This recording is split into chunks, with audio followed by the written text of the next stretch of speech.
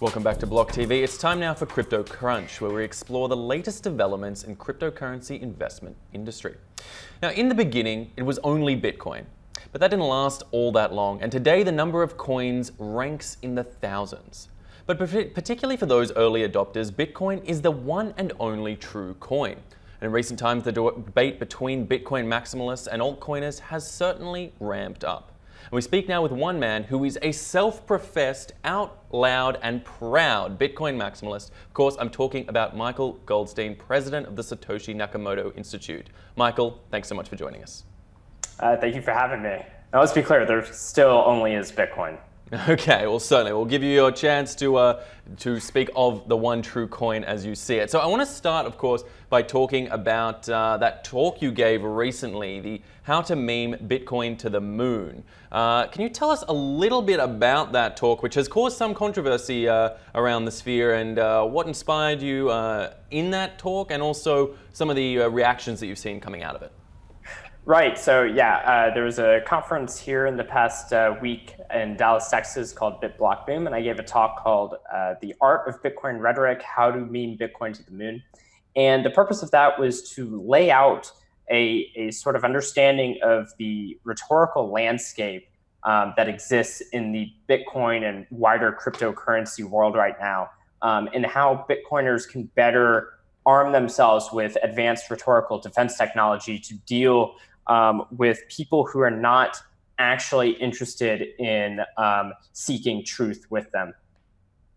Okay, and now, in the wake of that, there was some sort of strong critiques that came from other actors in the sphere out of it. Most notably, two that I have here, the Decrypt article, it's titled "Maximalists Can't Meme, Nobody Likes Their Disturbing," and in quote, dialectic. And then, of course, the tweet from Ryan Sean Adams, Ethereum proponent, who said that it all makes sense when you realize there's an organized effort to attack anyone who's not a maximalist. He goes on from there, but you would get the idea. What do you make of critiques like this? And as a self-professed troll, does this just play into sort of your goals to spread the memes and troll for the Bitcoin industry? Well, they certainly helped solidify the idea that I feel like Bitcoin maximalism is winning, as it always has, and I think always will.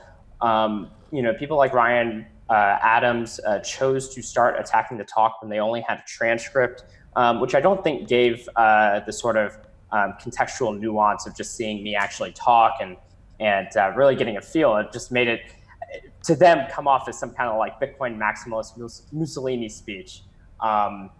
And that's clearly not the case when the whole talk was, you know, gravitating towards the idea that we should be relentless with our beliefs, but always seeking truth, but not wasting our time with people who aren't interested in actually seeking the truth. And people like Ryan Adams have self-selected them into that outgroup that I was talking about. And then, you know, the Decrypt article, I think I skimmed through it, but you know, even the title is clearly wrong because, as I pointed out in the beginning of the talk, the reason that we know that this is our meme world and everyone is living in it is because it is the Bitcoin maximalist memes that are showing up in the congressional record. It's the Bitcoin maximalist memes that are showing up on extremely mainstream news outlets such as the CNBC. There are no, you know, really strong memes out there for Ethereum anymore. Nor are any of the other alternative currencies or you know, forks of Bitcoin getting the kind of mimetic force that Bitcoin is. So it's just empirically false. And so, you know, they're just kind of, once again, playing into that hand where they're self-selecting them into an outgroup, which, you know, I'm happy when people disagree with me. But if you're unwilling to just look at the facts and sort of agree upon those with me, we're not going to be able to have a good discussion, and I'm just going to have fun with you. Okay, so as part of this talk that you gave, there was an interesting point in which you addressed the echo chamber effect and speaking about how the echo chamber is an important part of what you see as the sort of culture wars that are playing out in the crypto space. Now, I believe we have that clip available. Let me just check with my studio if we've got that clip available to take a look at what you had to say. And this is actually the importance of echo chambers. People usually malign echo chambers, like how dare you, have your little, group. But it's actually a very important thing because it allows you to cultivate a group of people who share these sort of fundamentals so that you can get to the important things. And you also have a group that you actually trust to be able to give you good information and feedback on that. It does not mean that everyone in the echo chamber literally agrees on everything. It means that the people in the echo chamber, are on the same team and are trying to get somewhere together. And this is actually the important... Now, Michael, I just, in the wider American context, people would say that there is too many echo chambers, that the sort of partisanship that forms when people are separated by these, self-fulfilling prophecies is causing problems in America as a whole. Do you think this isn't different in the Bitcoin and cryptocurrency space? And do you think there's something different going on there? I think it's very similar, but the difference is that I welcome diversity of opinion and thought, and I want people to be exploring different ideas. The difficulty is a lot of people have problems with these alternative ideas, that they do not themselves share, and so it's very difficult to talk with them. I cannot have a philosophical discussion about existence or something if we're going to be debating the word "is" constantly, and that's the same thing. Like if we can't define certain things about monetary economics, we're not going to be able to go forward in any kind of constructive discussion about Bitcoin. So the purpose of echo chambers in this context is finding people who do share these fundamental axioms, so you can go forth and have a flourishing discussion. I think there's also great value in having friends that you've been talking to years, building upon ideas, hopefully giving yourself reality checks from time to time. You do not want to be straying from reality. Reality is your friend, and it guides you towards more powerful memes and more powerful victory. But as long as that you're wallowing in discussion with people unwilling to share these fundamentals, you can't get to these ideas. We can't have discussions about the importance of Bitcoin trade-offs if someone doesn't even understand why those trade-offs were made in the first place. So then I suppose I wonder, just bringing to the wider conversation about mass adoption. Now, I'm not sure exactly what your views are on the sort of mass adoption movement, but generally I'd say as a whole, the crypto sphere is pushing at this particular juncture strongly for mass adoption, and that being a goal. Do you think the echo chamber might limit or prevent that mass adoption narrative from taking place, or do you see that as key to getting to that next level? So yeah, no, I don't see it as a problem at all. In the talk, I was explaining that the echo chamber is specifically when you're trying to have strong in-group discussion about the ideas that you're working with. So like I said, like Bitcoin security trade-offs is a big one. But it does not prevent us from, speaking out to the masses and educating them about different ideas. And the other thing too is people concern troll about this all of the time. They say like, oh, your rhetoric is going to keep people from, entering the Bitcoin space. People have been saying this since the beginning of Bitcoin, and yet this has not happened. Until people can, agree to the empirical fact that Bitcoin continues to increase in adoption, despite all of their concern trolls, we're never going to be able to have an honest discussion about what strategies actually work. And so until the outgroup can admit and submit to the fact that number go up, they're simply not going to understand that we're in fact winning, and we should continue working on every possible path we can towards victory. Some of them is the more trollish memetics, some is more educational memetics. There's all kinds of avenues for that. Also, of course, working on technical projects themselves. But you cannot ignore number go up and then concern troll me. It just won't work. So you said something interesting there. You said work towards victory. Can I ask, in your mind, what does victory look like? Victory is the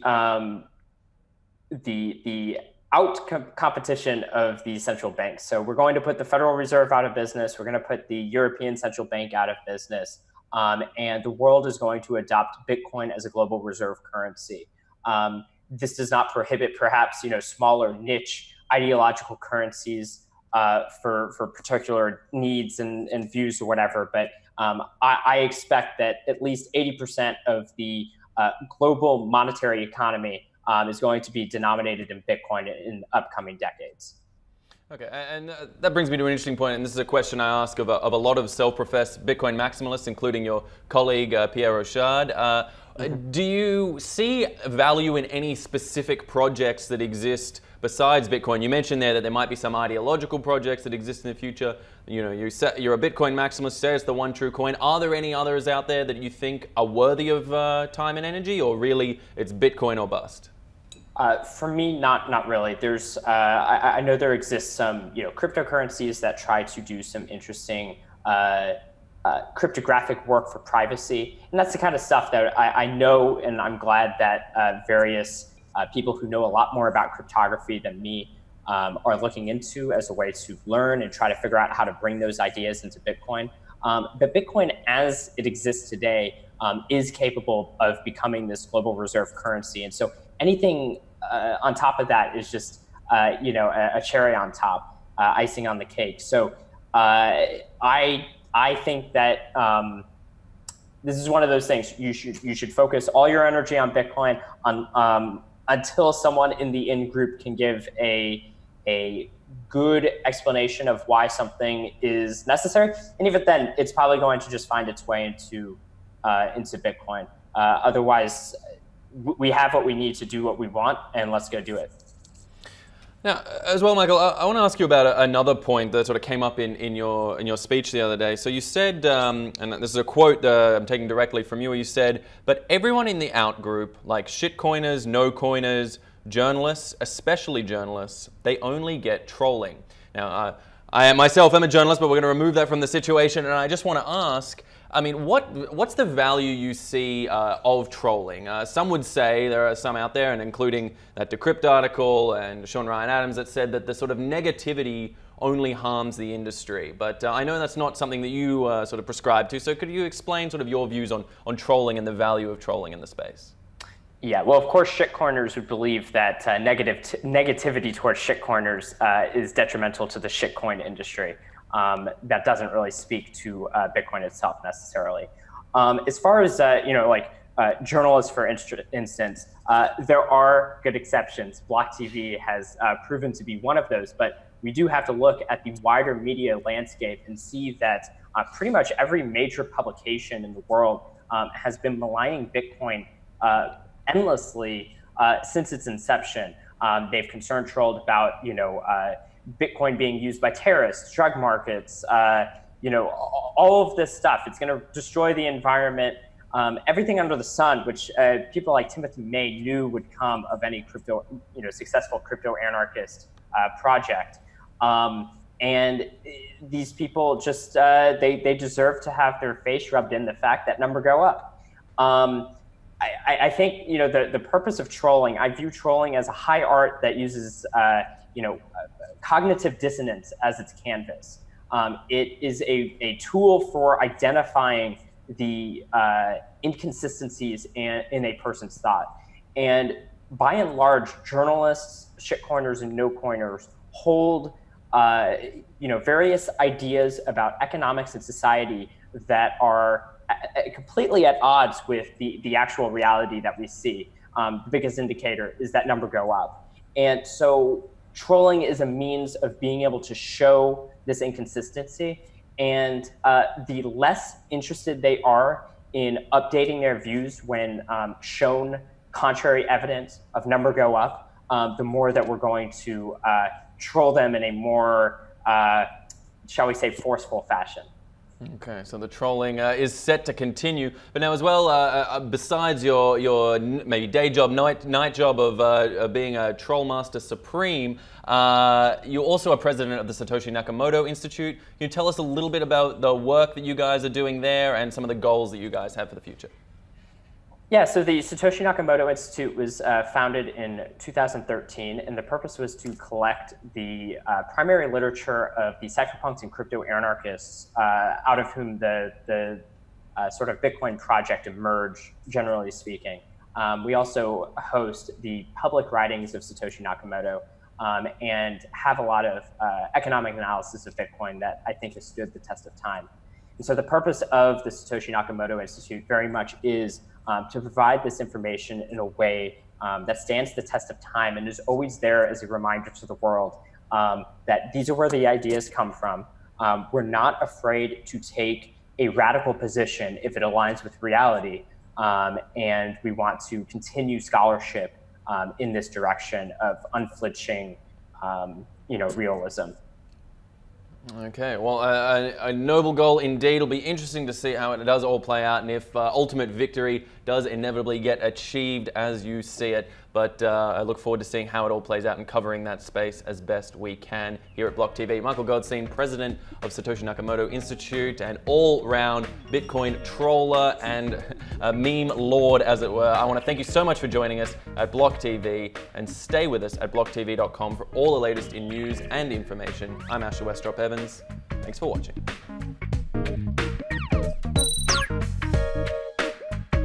For more news and updates, follow us on Twitter.